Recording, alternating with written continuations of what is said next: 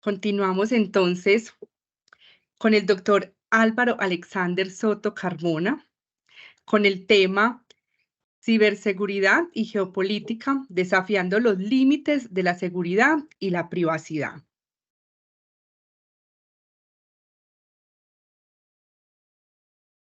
El doctor Álvaro Alexander Soto es instructor y consultor internacional de ciberseguridad y ciberforense, conferencista en múltiples eventos internacionales alrededor del mundo, incluyendo Estados Unidos, Rusia, China, Ecuador, Perú, Argentina, entre otros.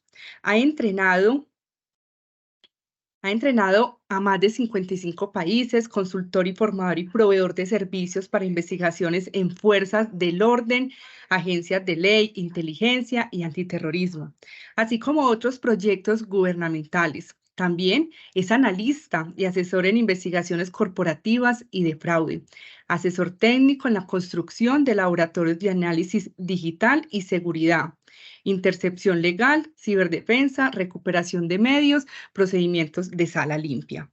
Auditor certificado ISO 17025 para laboratorios de análisis digital y seguridad por la Sociedad Estadounidense de Directores de Laboratorios Criminales, Junta de Acreditación de Laboratorios.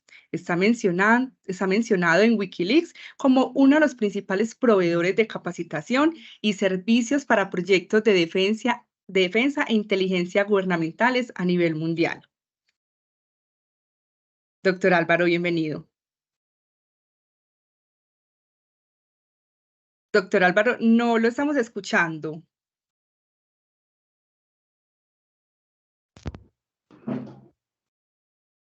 Buenos días, ¿me confirma si tienen audio? Sí, ya tenemos audio perfectamente. Doctor Álvaro, bienvenido a la Corporación Universitaria Remington y bienvenido. Adelante. Muchas gracias, Laura, por la invitación. Muchas gracias a todos por la invitación a este evento. Bueno, básicamente mi objetivo hoy es hacerles como un repaso general de lo que está pasando a nivel mundial, a nivel de geopolítica y muy especialmente muy enfocado al tema de ciberseguridad. Como ya saben, y pues mi formación es pública, estoy en Wikileaks como proveedor en la parte de inteligencia en varios países del mundo, soy graduado en Moscú y trabajo específicamente en la parte de montajes de laboratorios y tanto de la investigación forense como de ciberseguridad y de ataques para el tema de ciberguerra. Espero compartirles hoy un poquito el contexto general para sembrar una semilla pues con el público de lo que está pasando y realmente sembrar una alerta de lo que se viene para que pronto entre todos y como sociedad podamos despertar un poquito a lo que se viene. Bueno, básicamente, ¿dónde empezó todo? O tomo este punto de referencia. ¿Todos ven mi presentación? Quiero saber si está compartida, bien compartida la pantalla. ¿Me confirma? ¿Alguien me puede confirmar, por favor? Perfecto. Sí, señor. Muchas gracias. Básicamente todo empezó con el proceso del 11 de septiembre. Cuando arrancó esto, a nivel mundial lo que se despertó fue una paranoia con el tema de ataques y se generó lo que se llamaba el Acta Patriota.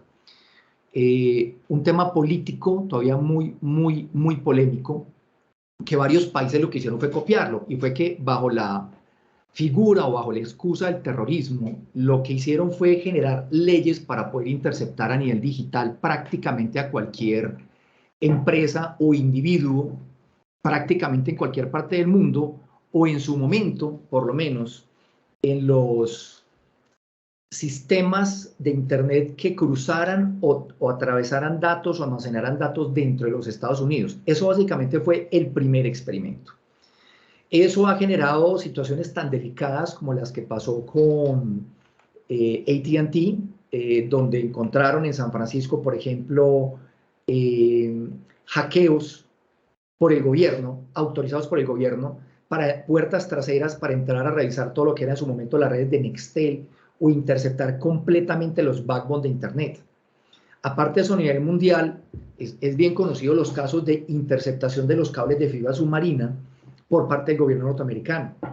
Inclusive en Colombia, como en 2009-2010, los cables submarinos Maya misteriosamente fueron cortados durante un par de horas, creo que alcanzó a completar el día, casi que dejando sin internet a toda Latinoamérica. Eso fue una cosa que la gente empieza a olvidarse. Y eso ha empezado a pasar en muchos otros lados. Entonces, la interceptación no solamente de los correos electrónicos, la interceptación de los datos, la interceptación de la nube, por ejemplo, que esa ha sido otra de las situaciones delicadas. Cuando esta acta salió, el tema se puso tan delicado que al Estados Unidos reclamar el derecho de poder revisar todos los correos electrónicos que estuvieran en suelo norteamericano, lo que hizo fue una desbandada de muchas compañías a países como Londres, a Suecia, etcétera, donde las leyes en su momento de privacidad permitían tener un poco más de protección de los datos de los usuarios, cosa que luego se fue desvirtuando con el tiempo. Entonces, aquí arrancó el experimento, o sea, aquí arrancó todo ese proceso y se fue creciendo, creciendo hasta situaciones que se fueron poniendo cada vez más complejas, como lo que nos pasó con Wikileaks. Yo personalmente estoy en Wikileaks, estoy como 3 veces listado ahí presente por ser proveedor para servicios de gobierno, pero lo que me parece interesante dentro del contexto es que cada vez se ha coartado más el proceso de libertad de expresión. Comprendo que hay aspectos secretos que un gobierno tendrá que tener, pero creo que por lo menos lo que liberó Julián y lo que pasó con Mani y con la gente que liberaron y que él fue el único que lo tiene culpable, creo que es un caso de estudio bien interesante desde el punto de vista social, desde el punto de vista político y humanista. Ahora inclusive están discutiendo su traslado o su extradición a Estados Unidos. Y lo que nosotros vemos acá es que toda la información se está volviendo una burbuja. Esto ya lo he tratado en otras charlas anteriores, donde, por ejemplo, mostramos cómo a través de los sesgos cognitivos o a través de operaciones psicológicas, todo lo que es redes sociales, medios de comunicaciones, manipulan la opinión pública. Uno de los casos, digamos, más claros fue lo que pasó con Cambridge Analytica durante el proceso de campaña política de Trump, de Donald Trump. Esa situación lo único que hizo fue demostrar algo que ya venía pasando. Eso no es nuevo. Las APIs y los accesos a estos sistemas hace mucho rato ya están. Esto no es nuevo. Esto viene pasando hace muchísimo tiempo, pero hace bastante tiempo. Entonces, vale la pena empezar a revisar como sociedad cuáles son las libertades, los derechos y los deberes y las libertades que estamos sacrificando en aras de una presunta seguridad, en teoría digital o de seguridad contra terrorismo. En lo personal, cuando yo arranqué en agencias de ley, yo soy graduado en Moscú, me especialicé en China y empecé a trabajar en Estados Unidos con varias agencias de ley y soy instructor de ellos, era el tema de pedofilia. O sea, esa fue la raíz. Arrancamos con pedofilia, entonces toda la tecnología que había para hackear teléfonos, hackear computadores, era orientado a pedofilia o era orientado a ataques, digamos, contra objetivos específicos de narcotráfico, terrorismo, etc. Hasta ahí sonaba bien. Lo que pasó es que en algún momento se desvirtuó todo este tema y se volvió en contra de la sociedad civil. Ejemplo, lo que pasó en México. No solamente con los troyanos como Pegasus, ni como Hacking Team o como Finn Fisher, que son herramientas que se liberaron específicamente para gobierno y eran troyanos que atacaban algo que se llama ataques de día cero, que son vulnerabilidades que ni siquiera el fabricante conoce. Y lo que hacía estas herramientas era precisamente permitir eso, poder capturar o interceptar terroristas, narcotraficantes, etcétera, etcétera. ¿En qué terminó en el caso de México? Contra opositores políticos y contra periodistas. Ese es un tema muy delicado y ahí sí elevo una voz de protesta porque por lo menos mi intención original en ayudar en estos procesos precisamente era para casos de delitos, no para este tipo de situaciones. Y esto se terminó dando y cada vez se está volviendo más común. Ahora, un agravante adicional, que con estas situaciones, con estas herramientas, no solamente se está hackeando a todo el mundo, sino que con el proceso de operaciones psicológicas y con los procesos de manipulación de la opinión pública, esto se está volviendo cada vez más una burbuja a nivel social, a nivel de país o a nivel inclusive del individuo. O sea, el nivel de granularidad con el que están llegando los experimentos sociales basados en tecnología y no solamente con inteligencia artificial. Todos estamos hablando ahora de inteligencia artificial. Esto no es nuevo. Esto lleva muchísimos años. Si ustedes revisan las investigaciones de DARPA, que es de las agencias de investigación militares norteamericanas, una cosa es que ahora a nivel público nosotros conozcamos esto, pero esto lleva mucho tiempo atrás. Los algoritmos inteligentes de trazabilidad, de asociación, vienen trabajándose desde muchísimo tiempo atrás, solo que ahora están en manos del público. Es lo que pasó, por ejemplo, con Internet.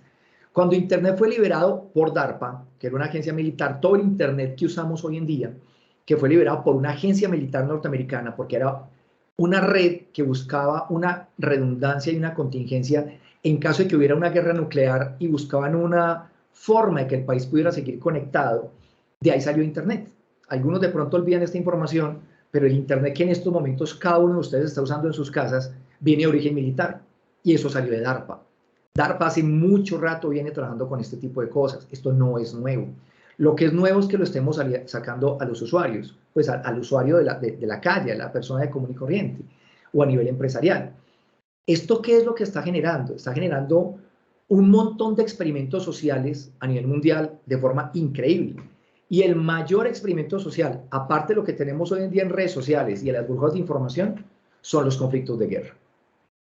Lo que está pasando en Ucrania, lo que está pasando en los mares de China, lo que está pasando con Taiwán, lo que está pasando con Estados Unidos y China, no solamente a nivel de fronteras o a nivel de situaciones militares, sino también a nivel de los ataques por Internet y los robos masivos de información, que cada vez están más grandes, que ya voy a hablar más adelante de ese tema, están generando unas situaciones bastante interesantes para ser analizados, por lo menos a nivel social. Y eso es lo que yo invito a que se revise qué es lo que está pasando y cuáles son las manipulaciones que se están realizando precisamente usando toda esta tecnología. Y no solo hablo de inteligencia artificial, hablo de técnicas muy antiguas de propaganda y de cosas que se van a poner bastante interesantes. Los procesos de ciberguerra hoy en día, incluyendo los procesos de ataques de falsa bandera, se estaban volviendo cada vez más comunes. Es decir, ataques de un país que aparenta ser un ataque desde otro país. O peor aún, la simulación de ataques de falsa bandera. Bajo la excusa o bajo la situación que se dio de septiembre 11 y bajo lo que pasó después con los ataques que recibió el Pentágono, la Casa Blanca, etcétera, muchos países empezaron a coger esta información y empezaron a crear leyes como lo que inclusive en Colombia pasa con el COMPES de ciberseguridad o como se trató de hacer con la Agencia Nacional de Ciberseguridad, que todavía está pendiente. Y no solo es Colombia, está pasando en toda Latinoamérica. Ahora, ¿qué está pasando con esos datos? ¿Hacia dónde se están dando los datos de estas personas? Miren, por ejemplo, lo que está pasando en China, y aunque, bueno, hablamos de un estado totalitarista, también vemos situaciones como un estado autoritarista como lo que está pasando en Rusia, y es lo que se está haciendo con la información de la gente, cómo se está individualizando la gente. Esto casi que se está volviendo algo similar a lo que pasó en la Segunda Guerra Mundial, cuando IBM le prestó los equipos en su momento a los nazis para hacer una individualización en Europa de todos los objetivos que tenían que hacer. Hoy en día hay un tema bien interesante que pasó con la filtración de datos, y es que la mayoría de bases de datos que se han filtrado, de Bóveda 7 de la CIA, lo que se filtró de la NSA, lo que se ha filtrado no solo de Cambridge Analytica, sino de muchas otras filtraciones que hoy en día se pueden comprar en la dark web, muestran bases de datos tan organizadas, tan estructuradas, con un nivel de individualización de las personas, donde puede determinar ideologías políticas, sexos, direcciones, contactos y círculos sociales. Eso, por ejemplo, es una tendencia que se está dando ahora, y aunque leyes como el GDPR europeo, que es la Ley de Protección de Datos, o similar a la que montó Colombia con la SIC, que es la Ley de Protección de Datos, han, entre comillas, limitado un poquito esto, la pregunta es, ¿quién está limitando la venta de bases de datos en la dark web? Donde cualquier empresa, cualquiera de los presentes en esta reunión, termina esta conferencia ahora, instala Onion, instala Tor, que es el navegador, se mete a DuckDuckGo y busca compra de bases de datos en la web y va a encontrar todas partes. La paga con Bitcoin, va a local Bitcoin, lo compra en cualquier tienda de barrio, recarga en una cuenta en Colombia y paga con Bitcoin o Monero una base de datos de LinkedIn, una base de datos de un país, una base de datos de un Cambridge, etcétera, etcétera, etcétera. Es decir, no hay control sobre lo que está pasando. Entonces, ahí tenemos un tema bastante interesante para revisar. Entonces, no solamente hablamos de los conflictos internacionales, sino la información de cada uno de los que están presentes acá. El tema de ciberguerra lo único que hizo fue despertar un monstruo que estaba dormido hacía mucho rato, y era que algo bien interesante está pasando. La mayoría de filtraciones grandes de datos hoy en día o terminan en una pequeña multa, y digo pequeña porque, por ejemplo, cuando han multado a Google por pérdida de datos o Facebook, realmente ese es el 0.01% de lo que podríamos considerar el patrimonio bruto de esta compañía. Es decir, es insignificante con relación a lo valioso de los datos. ¿Qué es lo preocupante? En manos de quién quedan esos datos. En manos de quién están. Y estoy hablando de datos de colombianos inclusive, no solamente datos internacionales.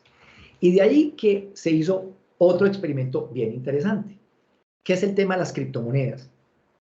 Con el tema cripto, que China lo dejó, por ejemplo, seguir adelante durante bastante tiempo, y lo hicieron la mayoría de países, ahora se están hablando de monedas digitales. El mismo China está mandando su propio yuan digital. Estados Unidos, la Reserva Federal, que recordemos que es un ente independiente y autónomo, también está haciendo su propia dólar digital, y así en lo sucesivo eso ya está pasando y hay proyectos en varios países.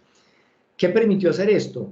Hacer una trazabilidad del manejo de activos financieros a nivel mundial. He aquí que hay otro campo de investigación bien interesante de lo que está pasando con este manejo monetario internacional. La cantidad de dinero que se ha movido por Bitcoin y las desestabilizaciones de monedas a través de Bitcoin, actualmente existen 10.000 artículos financieros al respecto y se va a poner peor.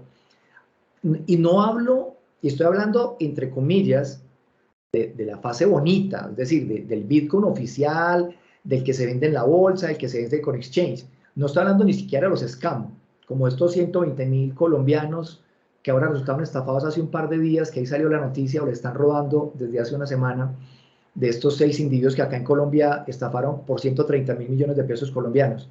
Eso es otra historia. Vamos a tratar de no tratar estafas acá, y eso lo podemos tratar en otro espacio. Pero acá estoy hablando del proceso de digitalización de la economía y de las monedas específicamente. Aquí hay un tema bastante interesante porque ese experimento se permitió a nivel mundial, y ahora lo que estamos es a portas también de una trazabilidad del dinero. Es decir, ya no solamente tenemos una individualización, digamos, de la persona con relación a sus datos, a través de su teléfono, a través de su computador, de su conexión IP, a través de los contactos que está, sino que ahora también empezamos una trazabilidad económica. Entonces aquí hay unos temas bien, pero bien interesantes que se vienen.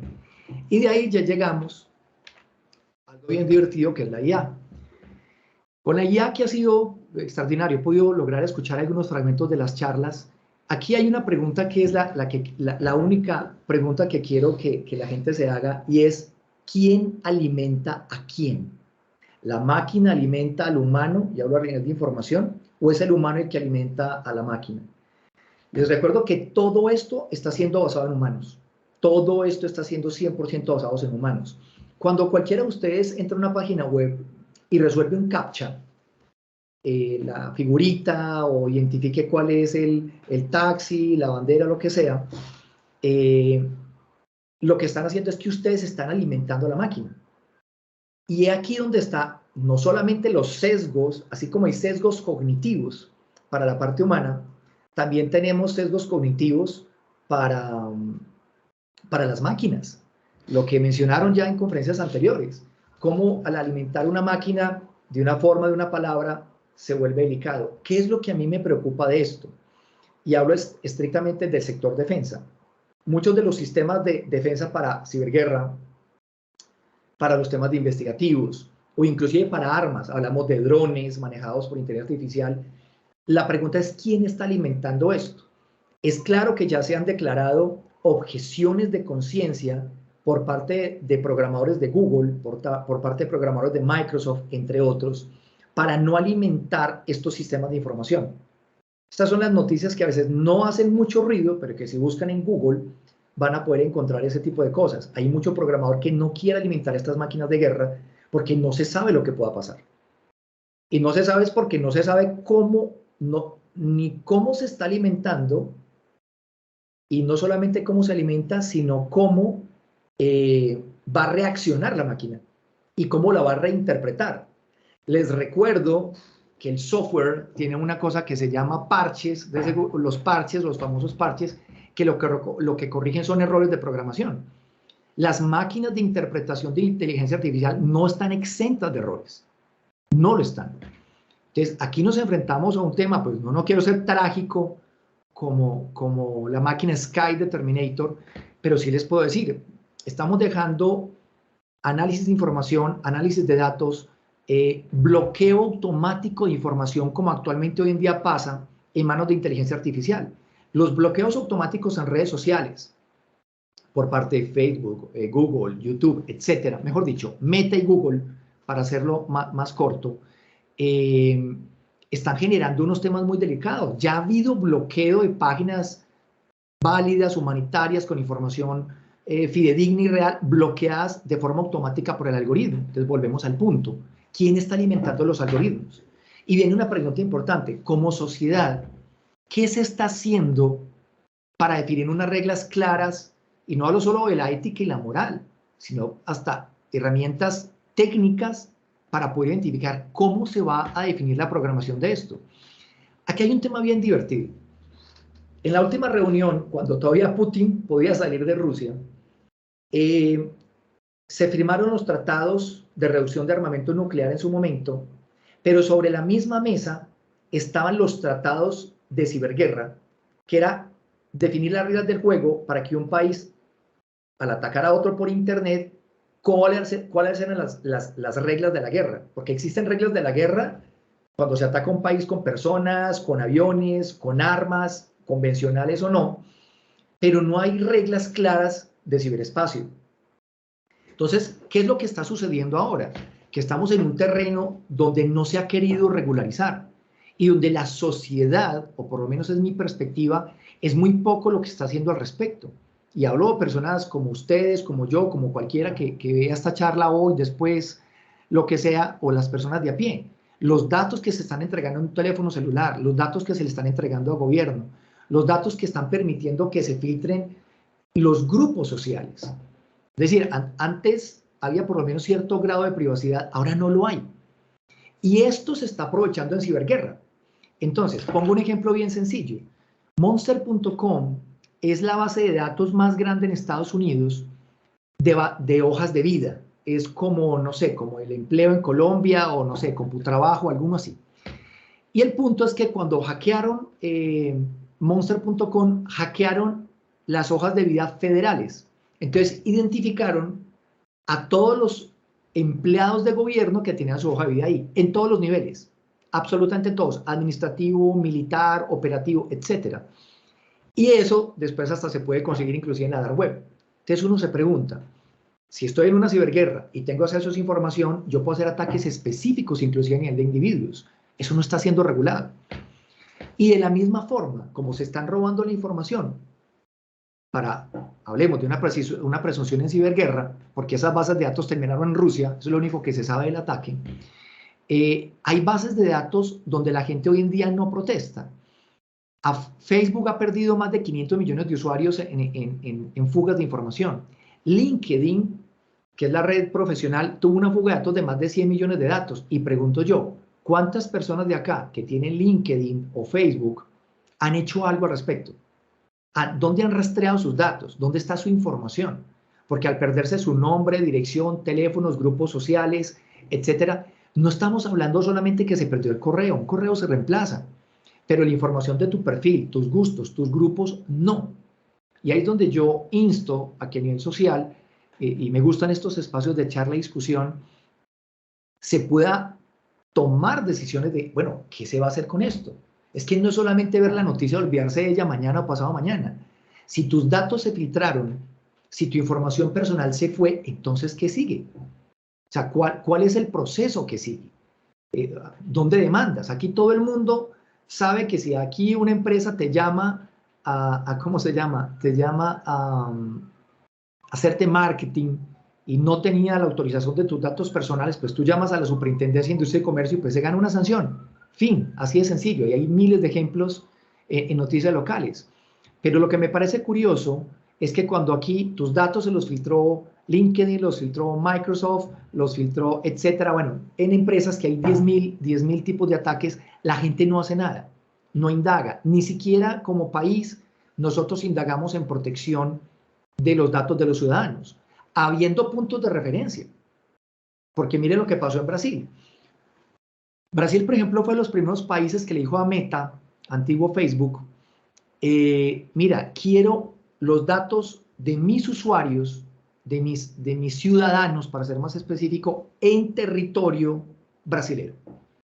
Y todo el mundo dijo que no, que Facebook lo iba a cerrar, que no iba a tener. Finalmente, lo hicieron por negocio. O sea, son millones de usuarios que de una u otra forma consumen recursos de Meta, y lo que hicieron fue que tuvieron que montar los servidores. Finalmente los montaron en Brasil.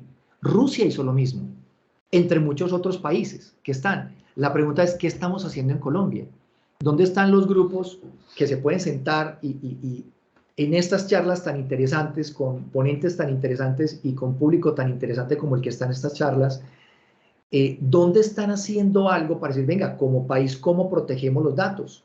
Como ciudad, ¿cómo protegemos los datos? Las filtraciones de datos aquí en la alcaldía, empresas públicas y muchas otras cosas no se quedan sino en datos generales o en información general de las noticias. Y yo siento que como sociedad debemos de avanzar a un modelo de protección de la información a nivel personal y a nivel de grupo, e insto a que haya de pronto una agrupación o alguien que por lo menos abandere esto, porque esto va a seguir pasando y se va a poner cada vez peor. De las fugas de datos, y voy aquí a aclarar una cosita, que esto es importante que lo vean.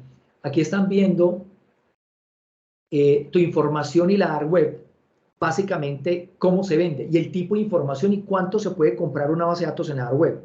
Y aquí aclaro algo bien particular sobre sus datos personales.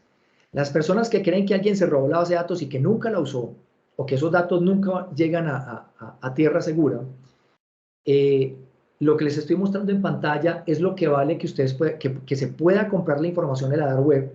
Y quiero aclarar algo importante acá. Existen gobiernos con áreas de inteligencia estrictamente destinados a la compra y consecución de este tipo de información.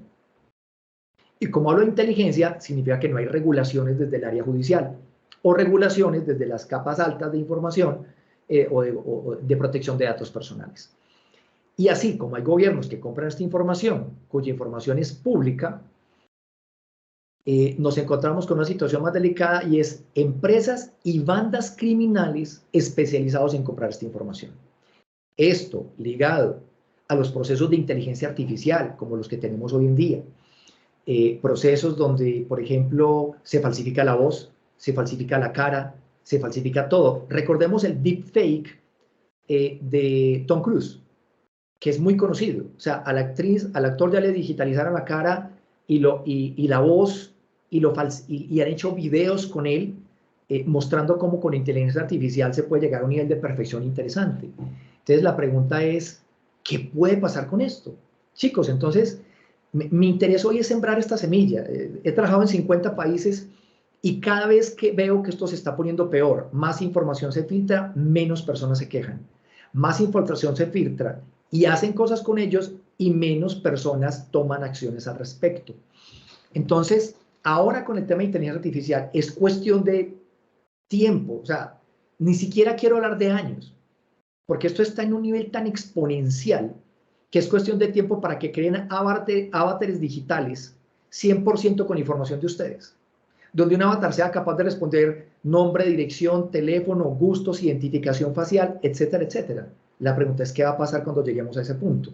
Y ahí estoy hablando solo de estafas, no estoy hablando ni siquiera de cómo una red criminal o gubernamental pudiera llegar a tomar todos tus datos personales y los de todo tu grupo y tomar acciones o represalias al respecto, por ideologías políticas, por ideologías de cualquier tipo, o por preferencias de cualquier tipo. Eso es a lo que nos estamos enfrentando. Entonces tenemos un tema bien importante con esto, y aquí es donde les muestro que esto se está poniendo y se va a poner peor. La lista de países que han empezado a investigar, como pueden ver, prácticamente todos los países están vigilando sus ciudadanos. Les recuerdo situaciones tan delicadas como la que se dio en Gran Bretaña cuando hubo unas protestas bloquearon las protestas antes de que se hicieran, porque el gobierno británico interceptó las redes sociales de los grupos activistas, y hablo de marchas pacíficas, ¿vale? En el que capturaron a las personas en su casa antes de que salieran a protestar. Esto se vuelve como esa película, justamente con este actor Tom Cruise, de Crímenes Futuros, creo que se llama, y era donde justamente, o tenían un concepto que se llamaba precrimen, o sea, te metían a la cárcel por tu intención de cometer un crimen, ¿correcto? Y esto es lo que está pasando. Como pueden ver, y eso incluye Colombia, lo pueden ver en el mapa, estamos hablando de los países más vigilados a nivel de herramientas, internet, redes sociales, telefonía y cualquier cosa que se mueva a nivel digital. Esto se está poniendo peor y se va a volver mucho más complejo con el tiempo. Mi invitación para todos los presentes es que vale la pena y sí se pueden hacer cosas, porque les recuerdo que ya se han hecho cosas. Cuando ha habido una masa crítica que se sienta a tomar decisiones, que se sienta de una forma coherente a desarrollar políticas sociales y políticas técnicas, porque hoy en día tienen una gran ventaja, hay suficiente activismo, llamémoslo técnico, de personas que pudieran llegar o pueden llegar a ayudar en estos procesos de definición de políticas. No es nuevo.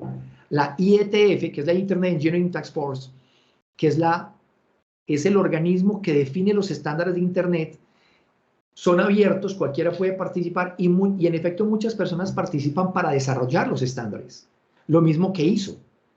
Y no estoy diciendo que esto sea ISO porque hay cosas que serán muy de país y que serán muy locales, pero el punto que quiero dejar aquí en claro es sí se pueden hacer cosas.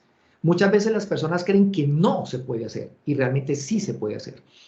Porque si no van a haber situaciones tan delicadas como lo que está pasando con las famosas comisarías de policía externas de China, de que China empezó a perseguir a algunos de sus ciudadanos a nivel mundial, obligándolos a retornar a China, a través de unas presuntas comisarías de policía en sus propias embajadas. Y eso viene debido al nivel de vigilancia digital que se está llevando a cabo. Muchas personas siempre me dicen, pero pues Álvaro, es China, es totalitarista, tiene la tecnología, tiene su doctrina clara. No, esto está pasando en todas partes. El atisbo que mostró Gran Bretaña al encarcelar estos activistas de marcha pacífica, valga la aclaración, se volvió un tema muy delicado. Tanto es así que inclusive en las búsquedas de Internet, hay un caso de una búsqueda de Internet, no recuerdo si también fue en Gran Bretaña o fue en otro país de la Unión Europea, que la policía fue a la casa del tipo y él había buscado cómo matar a mi esposa. Y resulta que esa búsqueda de Google generó una alerta y fueron y le hicieron pues el allanamiento, y el tipo era un escritor de novelas y mostró cómo estaba buscando material de trabajo para sus novelas. Pues su esposa, hasta donde sea la fecha, sigue viva. Es una ventaja, ¿no? Pero imagínense lo que está pasando. Entonces, tus búsquedas de Google, tus comportamientos, se están filtrando todo el tiempo. Situación que se dio en Italia. Miren lo que pasó, que la gente criticó a Italia cuando cerró o baneó o prohibió el uso de ChatGPT dentro del territorio italiano, pero cuando uno mira los aspectos técnicos de lo que pasaron, realmente uno se sorprende. ChatGPT en el navegador, aunque no esté haciendo nada, está transmitiendo datos del usuario a los servidores de ChatGPT. Muchos de los datos encriptados, o sea que no se sabe qué está sacando. Entonces, ¿hasta qué punto la inteligencia artificial y las herramientas gratuitas? Todo el mundo hoy en día está feliz usando herramientas gratis de inteligencia artificial. Y todos los días salen nuevas. Y todos los días la gente mete su correo, su nombre, su contacto y lo instala en su computador. ¿A qué nos vamos a enfrentar? No tenemos la más remota idea, cada uno de los presentes, qué está alimentando. Y estoy hablando de datos técnicos reales. No estoy hablando de teorías de conspiración o estoy hablando de hipótesis o juicios de valor. No, estoy hablando de datos técnicos. TikTok, por ejemplo.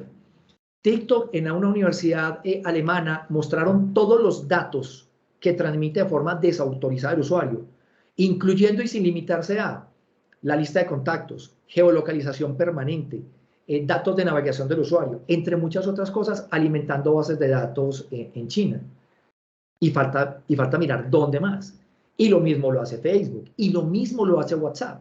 Entonces, chicos, para mí es importante dejar claro en esta presentación, y es digamos, mi objetivo para hoy, sí se pueden hacer cosas, están pasando cosas muy complejas que la gente está desviando la mirada para otro lado. y se va a poner peor. Y no estoy siendo fatalista, sino que en serio se va a poner peor. Estas son las tendencias básicas generales con el tema de ciberseguridad. Y la tendencia número 1 y la más riesgosa, como pueden ver arriba, es inteligencia artificial. Inteligencia artificial para todo. Phishing, falsificaciones, ataques.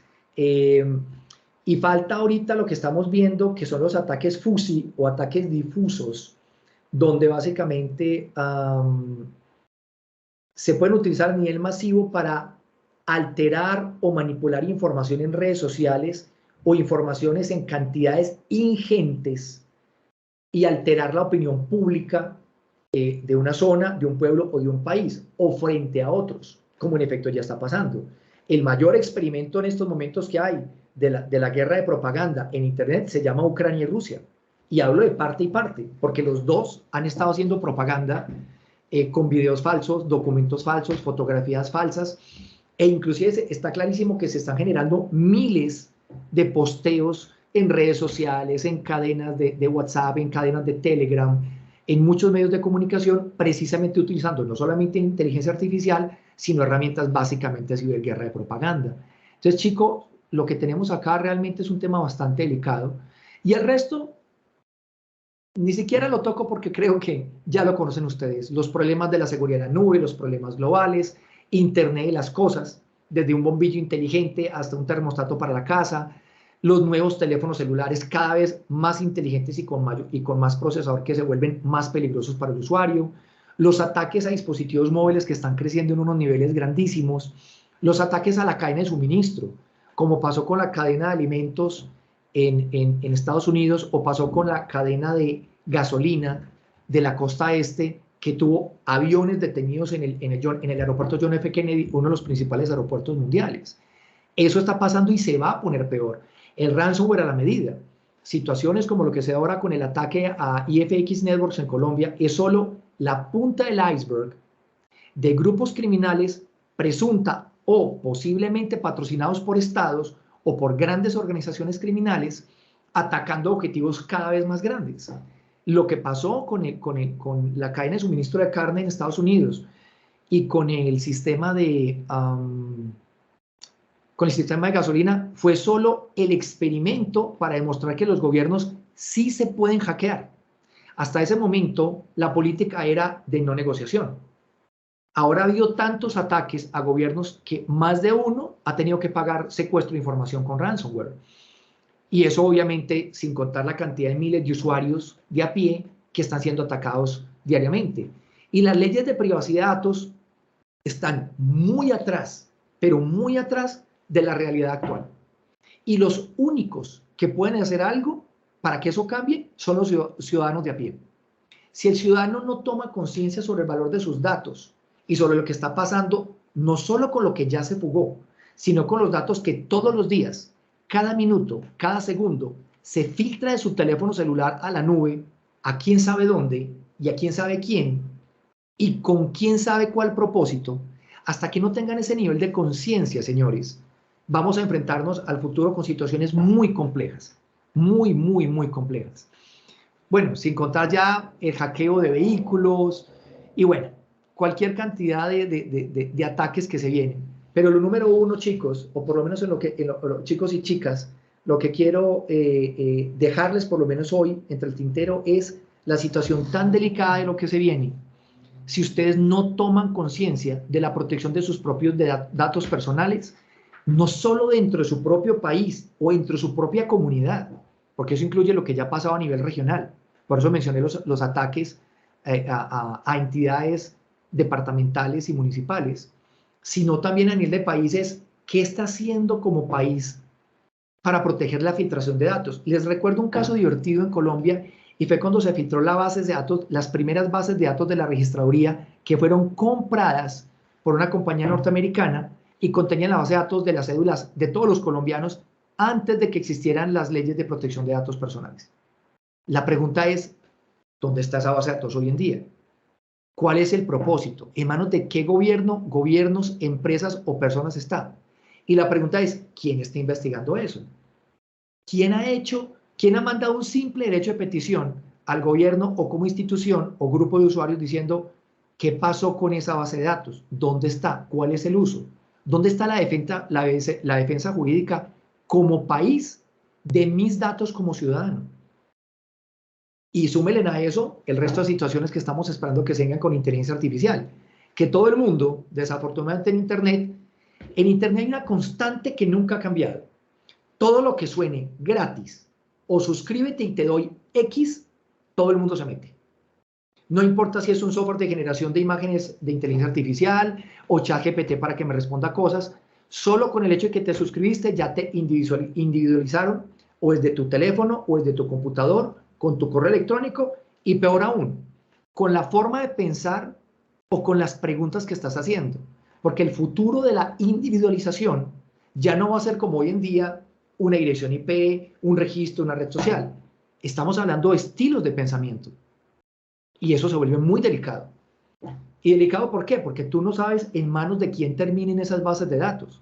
Y si a ti te van a individualizar por tus preferencias, por tus preferencias políticas, sexuales, de opinión, etcétera, pues imagínate lo que puede pasar. Por eso traje a colación lo que pasó con el caso de IBM cuando prestó los computadores, que es un caso bien sonado, esta información es pública, la pueden encontrar, y con esto fue con lo que los nazis pudieron ir a muchos países específicamente a buscar las familias judías para el resto del proceso que ya es históricamente bien conocido. Entonces la pregunta es, ¿estamos a puertas de hacer una individualización y una posterior exclusión política, social, empresarial de forma sistemática con esa información? Es decir, aquí estamos a puertas de algo que es muy grande y que mi humilde sugerencia es que vale la pena que se armen mesas de discusión respecto a esto. Cuando quieran me invitan, será un placer en lo que pueda colaborar. Y creo que espacios académicos como este permiten hablar de una forma abierta y con hechos de estas situaciones y de lo que se viene. Entonces, chicos, agradezco mucho el tiempo, traté de hacerlo lo más corto posible porque me iban a dejar un espacio para preguntas. Viviana, muchas gracias por la invitación y pues quedo a su entera disposición cualquier pregunta que tengan en este momento. Muchas gracias. Doctor Álvaro, usted muchísimas gracias. Pues le cuento que tengo acá el chat un poquito revolucionario. Vamos a mirar aquí donde iniciaron como tal las preguntas. Estaban comentando cuando usted hacía la pregunta de que si el humano alimenta a la máquina o la máquina alimenta pues al humano, entonces estuvieron contestando. Acá por acá empiezo a ver las primeras preguntas. ¿Qué debería hacer un ciudadano común frente a esas situaciones de pérdida de información? Lo que nos estabas explicando de las denuncias. Mira, las denuncias es lo básico. Esa es la tabla de multiplicar del 1. Denuncia frente a la misma red social, denuncia frente a la Superintendencia de Industria y Comercio. Pero esto muchas veces se queda en un nivel muy local y siendo un orgulloso colombiano, pasa lo que la gente muchas veces hace. No denuncia o deja la denuncia ahí suelta simplemente por legalismo, pero nunca realmente profundiza en el proceso. De ahí que esa es la gran diferencia en por qué en Europa se han generado multas tan gigantescas contra Meta y Google por pérdida de datos de usuarios y contra inclusive en el mismo Estados Unidos por el tema de privacidad de la información, siendo que Estados Unidos es un gobierno federal y cada estado tiene sus propias reglas de privacidad de información. Pero en California, por ejemplo, las multas han sido grandísimas con el tema de los datos. Hay un tema muy importante, Laura, para este usuario, y es que muchas veces cuando se roba la información o se filtran los datos, muy pocas personas investigan de dónde es la empresa que hackearon. Es decir, si hackearon, por ejemplo, no sé, te registraste en Adobe, hablemos de un caso típico, Adobe Corporation, todo el mundo bajó Adobe PDF y Adobe lo hackearon hace unos años y los datos se perdieron. Si la sucursal principal estaba, por ejemplo, en California, las multas para la compañía son grandísimas por no haber informado a tiempo y por muchísimas cosas que van relacionadas. Y aquí es donde yo pienso que el usuario hoy en día debe volverse un poquito más internacional, no solo para tener amigos en el Polo Norte, sino para entender un poquito de la legislación que protege sus datos. Porque al dejar solo, digamos, la denuncia en Colombia y no llevarlo frente a los organismos de protección, sea por ejemplo en Europa, o sea por ejemplo en Estados Unidos, o bueno, adicional al país donde resida, se pierde la oportunidad de que por lo menos sancionen a la compañía por la pérdida o mal uso de su información. Entonces, aquí esto tiene varias aristas, o sea, realice su denuncia local y realice una denuncia internacional investigando bajo qué ley de protección de datos está. He ahí que por eso yo recomiendo crear grupos de usuarios, porque existían antes. Grupos de usuarios que protejan la privacidad de la información de la gente en un nivel mayor, o que se haga el lobby político adecuado para que cuando esto pase, un ciudadano del común pudiera llegar por lo menos a una institución gubernamental y decirle, mira, se me fueron los datos en tal filtración internacional. Bueno, ¿qué van a hacer ustedes para protegerme como ciudadano, por ejemplo? Perfecto. Hay muchas preguntas similares en lo de la información de las redes sociales y en torno pues a las plataformas donde ponemos es como la información propia de cada uno. Acá nos pregunta Juan David Zapata, ¿hasta qué punto las mismas compañías controladoras de gobiernos o de manera mancomunada trabajan para tener la información? ¿Pueden hacer el stop? Qué pregunta tan interesante. La respuesta es absolutamente claro que sí lo están haciendo de forma mancomunada. Hay informes al respecto. Hay mucha documentación, inclusive es decir, las leyes de monopolio no solamente han sido en Colombia, donde hemos escuchado eso, sino a nivel internacional. Y había unas multas grandísimas. O sea, no es sino mirar la GDPR, como la mencioné en la conferencia, que es la ley de protección de datos, la ley general de protección de datos en Europa, ¿cierto? En la que se protegen los datos de los usuarios. Y mirar cómo se han logrado hacer esas multas encontrando esas grandes asociaciones, y no solamente esas asociaciones. Aquí, Laura, es donde se pone interesante para complementar este usuario, y es no solamente las grandes empresas, sino las subsidiarias y el entramado societario que han creado ellos para muchas veces saltarse la ley. ¿Se puede parar? Claro que se puede parar. Y aquí es donde el usuario tiene que tener conciencia de qué es lo que quiere de una red social o qué es lo que quiere cuando se conecta a un sistema de información. Me explico. Si lo que tú quieres es entrar a Facebook simplemente para revisar noticias, grupos de interés, ¿por qué tienes que entrar con tus datos reales? O sea, si Laura Isabel Echavarría va a entrar, digamos, a una red solo para información, pues créese una red falsa con Pedro Pérez. Existen 30 o 40 sitios web, los pueden buscar en línea, que llama Fake Identity Creator, creadores de identidades falsas, que con buenos propósitos, estoy asumiendo acá que todos vamos a usarlo con buenos propósitos, cuando tú creas ese usuario, te crea nombre, dirección, fecha de nacimiento, idioma, país, correo electrónico, te lo crea todo de forma automática. Tú con esa identidad creas el perfil, vas y navegas y miras tus grupos y no pasó nada. Tus datos, abro comillas, están relativamente protegidos. Ahora, si tú eres un influencer o ya tienes que tener, digamos, lo que quieres mostrar todos los días lo que comes en tu plato de almuerzo y necesitas publicarlo en Instagram, eso ya es otra cosa. O sea, ya es porque de pronto necesitas hacerlo o por trabajo o por simple deseo de hacerlo, libre albedrío. Pero por lo menos créate unos correos electrónicos alternos, no uses el mismo, apaga la geolocalización. Es decir, toma las medidas básicas de precaución, por lo menos para que tu trazabilidad no sea tan obvia en estos sistemas.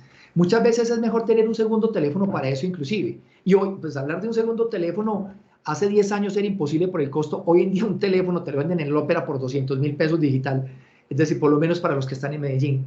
Entonces no hay excusa para comprarse un teléfono por 50 o 60 dólares y tener separado tus redes de tus datos críticos o de tus documentos importantes. Entonces, ahí de pronto, esa es una de las recomendaciones, es como tener mucha coherencia y mucho cuidado con ese tipo de cómo y a quién le entrego mis datos. Lo mismo con dentro de inteligencia artificial. Vamos a puntos claves. Hablemos de ChatGPT. ¿Por qué ChatGPT tiene que saber el estilo o modelo de pensamiento de Laura cuando le hace preguntas? Yo no lo considero necesario. No sabes a dónde se van las preguntas, no sabes los datos que te está sacando de tu navegador, porque por eso lo banearon, lo bloquearon en Italia. Entonces, ¿por qué tú contribuirle en la individualización? Pues créate una red de Pedro Pérez, creas un correo alterno en ProtonMail o en cualquier red que, digamos, tiene cierto nivel de protección y por lo menos proteges tu estilo de pensamiento y la individualización de tus conexiones y de tus sistemas mi humilde recomendación. Doctor Álvaro, muchísimas gracias. Blenda Isabel comentaba algo, hacía una pregunta. Yo creería que dice como las respuestas en las pautas de seguridad que nos estaban dando. Ella preguntaba, entonces, ¿qué podemos hacer para tener algo de control de nuestros datos, por ejemplo, con las redes sociales que más usamos a diario? O en definitiva, no podemos hacer nada. Yo creería que con esos tips que nos dio para proteger nuestros datos, o quisieras complementar algo más, doctor Álvaro. Sí, te lo complemento. A ver, no es sorpresa para nadie que ha habido secuestros, y lo digo porque me tocó atender varios acá en Colombia, por extranjeros que vinieron a Colombia y se toman las fotos al frente de su apartamento, con el carro con el que estaban saliendo, y eso ha pasado con ciudadanos de a pie. Mira, compartir es inherente a ser humano. O sea, nacimos en tribus hace 10.000 millones de años y compartimos en tribus al lado de fuego. No es raro que estemos compartiendo hoy en día redes sociales, es inherente.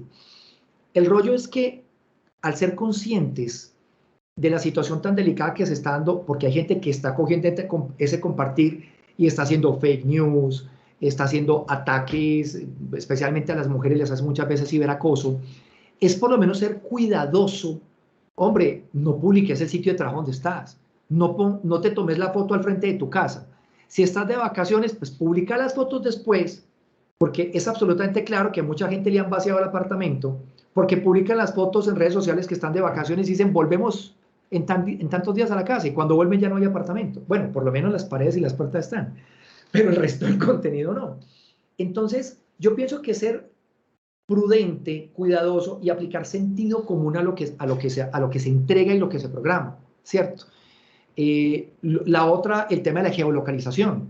Muchas veces la gente sube una foto y no se da cuenta que el 99% de los celulares hoy en día coloca la geolocalización, es decir, latitud y longitud, donde cualquier persona con esa foto y con Google Maps se puede ir a la finca donde estás pasando tus descansos. Y muchas veces la gente, y no hablo ni siquiera porque no quieras invitar a nadie a la finca, sino porque realmente ha habido secuestros reales, y hablo de Colombia, tristemente un país que quiero, que me encanta, y ha habido secuestros porque la gente manda la foto, eso llega con latitud, longitud y hora, y la gente dice, tal fulanito que es sujeto de interés está en foto, y hablo inclusive ni siquiera lejos, hablo del Oriente Antioqueño, ha habido secuestros en Oriente Antioqueño, y situaciones muy similares. Entonces, yo creo que hay que ser muy prudentes y tener sentido común y generar unas reglas claras de qué se comparte y cómo se comparte. Lo mismo pasa con los niños. Indiscriminadamente los niños les están soltando celulares, que ellos están tomando fotos, videos, donde quedan registradas casas, nombres, direcciones, personas, lugares, hábitos. Entonces, tal día, tal hora voy al gimnasio, tal día, tal hora voy a este sitio. Entonces, pienso que hay que ser muy prudente o hacer lo que se llama FUZY, F-U-Z-Z-Y, es un término que se utiliza en inglés para, digamos, difuminar la información. O sea, cámbiala. Pues mira, si te la tomaste la foto el lunes, pues di que saliste el miércoles. Si te la tomaste el viernes, pues di que eso fue el lunes, etcétera, etcétera. Yo pienso que es aplicar sentido común.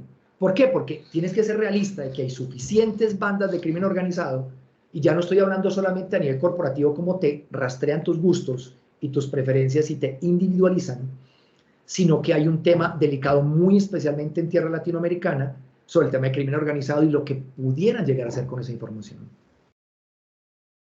Doctor Álvaro, muchísimas gracias.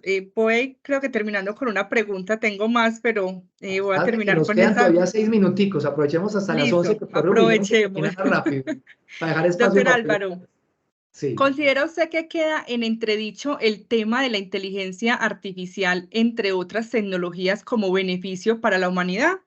¿O cómo blindamos y aprovechar de la mejor manera estas formas bondadosas de la tecnología? Mira, creo que lo mismo dijeron en la Revolución Industrial, y lo mismo pensaron cuando había que sacar los caballos de las calles por los automotores, o lo mismo cuando las máquinas desplazaron a las personas de las fábricas al automatizar procesos de todo tipo a nivel industrial. Yo pienso que la tecnología llega, se queda y seguirá avanzando, pero es responsabilidad nuestra como sociedad y como humanos darle el apropiado uso a la tecnología. Siempre volvemos al mismo ejemplo. ¿Un arma o un explosivo es malo? Depende. ¿En manos de quién? Cuando Nobel creó la dinamita, la hizo para facilitarle la vida a los mineros, para que abrieran las minas, porque era muy peligroso y mucha gente estaba muriendo adentro volando las piedras o haciendo el trabajo manual. Pero cuando la dinamita salió al mercado, terminaron volando cajas fuertes de bancos, que fue donde en el viejo oeste empezaron a robar cada vez más a punta de explosivos.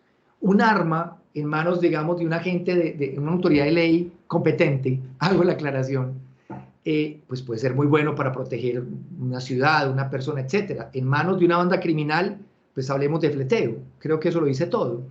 Lo mismo pasa con IA. El problema no es lo que se use y lo que no se use. Había un ejemplo que lo quise dejar para el final y me lo guardé para esta pregunta.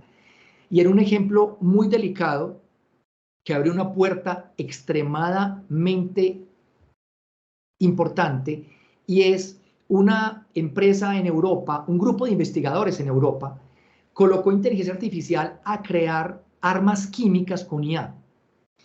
Y los tipos dicen que no se explican, dejaron en la noche el modelo corriendo y a la mañana siguiente la máquina había logrado desarrollar una cantidad de armas químicas, y lo que más los preocupó es que los componentes que utilizó las armas químicas ya no tenían que ser componentes súper especializados como típicamente se necesitan. Lo hizo con componentes que se compran en Home Center. Entonces decían, por Dios, o sea, estos son componentes químicos que son fácilmente adquiribles en el mercado. ¿Cómo es que esto está haciendo esto? Entonces están aterrorizados, el artículo es público, lo pueden buscar, armas químicas, inteligencia artificial, en Google, y es donde uno dice, ¿cuál es nuestro modelo de conciencia como sociedad, como país, y hasta qué punto los modelos de desigualdad social y las situaciones que ya actualmente están pasando en nuestra sociedad van a degenerar en que un individuo con esa herramienta termine haciéndole el mal a muchos? Recordemos las neurotoxinas que soltaron en el metro de Tokio hace unos años. Aunque sé que eso fue no solo con fines terroristas, sino que había un tema religioso de fondo. Imagínate esta tecnología en fanáticos de algún tipo de extrema X. Esto se vuelve muy delicado. Entonces esa pregunta, la respuesta es depende del humano que le esté usando. Depende el nivel de conciencia de la sociedad donde se esté ejecutando. Y si nosotros no evolucionamos rápido como sociedad a nivel de conciencia, a nivel de la estructura de pensamiento, es decir, ¿cómo vamos como sociedad? Lo que vamos a hacer es generar un apocalipsis con la IA.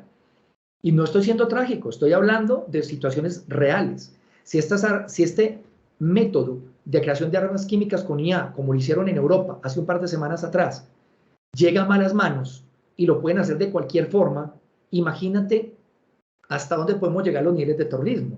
Entonces nos vamos a meter en una rueda de hámster muy peligrosa o en un ciclo continuo en el que si los modelos de vigilancia de ciudadanos están basados por asuntos de terrorismo y va a haber más terrorismo, ergo vamos a tener más modelos de vigilancia. Entonces, ¿hasta qué punto va a haber una sociedad libre de pensamiento, de estructura? Y eso genera unos interrogantes que se los dejo a ustedes en la parte académica porque van a ser muy interesantes para que lo respondan. Tenemos tiempo para la última pregunta todavía. Vamos a mirar por acá. Las guerras cibernéticas se han venido dando en pequeñas escalas en el día a día, teniendo en cuenta que el presente está directamente relacionado con la interacción entre el hombre y la inteligencia artificial. Está cada vez presente que el hombre y la inteligencia artificial, un momento que le estoy tratando de Dale, tranquila. está muy larga la pregunta, entonces quisiera Hágale, darle por hágale. acá. Todavía nos queda un ratico. Están preguntando que el hombre y la inteligencia artificial han venido pues de la mano. Entonces, es decir, la ambición del hombre de que la inteligencia artificial piense por sí sola y ésta llegue a realizar ataques cibernéticos en contra del orden mundial, hablando de la información que se encuentra en las nubes de datos, ¿se podría dar? Absolutamente. Es que ya ha pasado. Pero aquí yo hago una aclaración importante. Recuerden, en estos momentos la inteligencia artificial está siendo programada por máquinas. No quiero irme mucho a ciencia ficción, pero recordemos el ataque de los clones de la Guerra de las Galaxias. Cuando generaron los clones, que eran super soldados, que trabajaban para el imperio y etcétera, etcétera, pues no soy experto en la serie, pero por lo menos vi el contexto y me gustó. En un momento dado de la película, le dijeron, había una orden que le daban a estos soldados y se volvían oscuros, es decir, ya trabajaban para otras personas y así fue como acabaron la República, según entendí. La pregunta importante acá, y yo que trabajo en ciberseguridad hace 20 años, te lo puedo decir, ¿cuáles son las puertas traseras que están quedando en estas herramientas de inteligencia artificial? ¿Y cuáles son los comandos escondidos, o lo que uno llama en informática huevos de Pascua, que pudieran ser explotados por los dueños del sistema? Este sistema tiene un dueño. La gente a veces, a mí me parece muy interesante hablar a la gente de IA, porque es como si fuera la cosa por allá etérica en la nube y eso no tiene dueño, y eso tiene un dueño que vive en una casa y recibe unos dividendos en una cuenta bancaria por el sistema. Y hay unos programadores hindús, rusos, chinos, americanos, europeos que desarrollan el sistema. Y eso tiene un código fuente real de fondo. Entonces la gente vuelve etéreo algo que es absolutamente sólido y palpable, y es quiénes están detrás. Entonces ahí se abre una puerta que ya ha pasado. Por ejemplo, cuando yo estaba trabajando en Medio Oriente, que me tocó trabajar en las guerras cuando estaba cuando arrancó toda la primavera árabe en Irán, Irak, Afganistán, etcétera, que yo estaba trabajando desde Turquía, en Istambul, hubo ataques contra las bases militares de los Estados Unidos, atacando una puerta trasera en los chips de máquinas que habían salido de China. Esto es información pública hoy en día. Inclusive en el Pentágono, en el Departamento de Defensa norteamericano, los enrutadores o los módems que habían salido de China llegaron con un chip que tenía una puerta trasera y retransmitía información a China y permitía accesos remotos. Insisto, información pública que pueden revisar. Entonces aquí hay un tema bastante delicado, Laura, y para la persona que está haciendo la pregunta, y es, ¿quién sabe en estos momentos, porque nadie ha hecho auditoría del código fuente, qué puertas traseras tiene la inteligencia artificial y cómo alguien del grupo de desarrollo podría, porque ya ha pasado, no estoy hablando de algo hipotético, podría agregar una orden o una instrucción para que esta inteligencia instala en un sistema de armas, instala en un sistema bancario, instala en un sistema de suministro, de cadena de suministro de un país, agua, electricidad, etcétera, realice un ataque al sistema. Porque ya ha pasado. O sea, no estoy hablando de cosas hipotéticas. Los ataques de China hardware, y hoy en día, tanto es así que recordemos que cuando Lenovo compró de IBM la línea de producción de computadoras personales, durante un tiempo encontraron que todo lo que tú escribías en los portátiles Lenovo eran transmitidos a las oficinas de Lenovo en China. Y no voy lejos. Office 365 y Windows 10, las funciones de telemetría actualmente permiten acceso, o sea, sacan la información y la mandan a servidores. Y es información pública. ¿Cómo así? Mi Windows 10, si yo meto mi clave, ¿la manda Microsoft? Sí, la manda. Es información pública. Y por eso se recomienda apagar las funciones de telemetría. Y por eso cuando Microsoft dijo, esto ya no es un sistema operativo, es una suscripción, ellos se reservaron el derecho de tener el control total sobre la información del usuario. Y eso es lo que la gente del común no ve, Laura, y bueno, para el atendiente.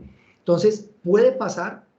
¿Se pueden hacer controles? Claro que se pueden hacer controles. Y es muy sencillo.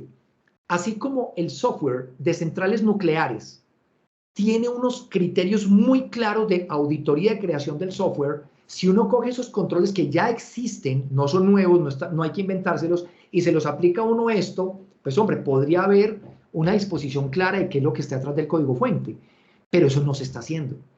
Y ahí es donde yo le digo, si como sociedad la gente aquí no se abrocha el cinturón y empieza a tomar acciones contra esto, lo que vamos a tener en 2 años va a ser la punta del iceberg de la filtración total masiva del control de información de la gente y sus pensamientos y lo que viene.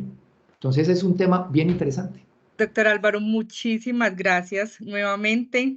Bienvenido siempre a la Corporación Universitaria Remington en nombre de la Universidad de Viviana María Gómez, quien fue quien lo contactó. Muchísimas gracias. Acá seguimos con muchas preguntas, pero por el tiempo lastimosamente no las podemos hacer. Entonces, feliz día. Muchísimas gracias.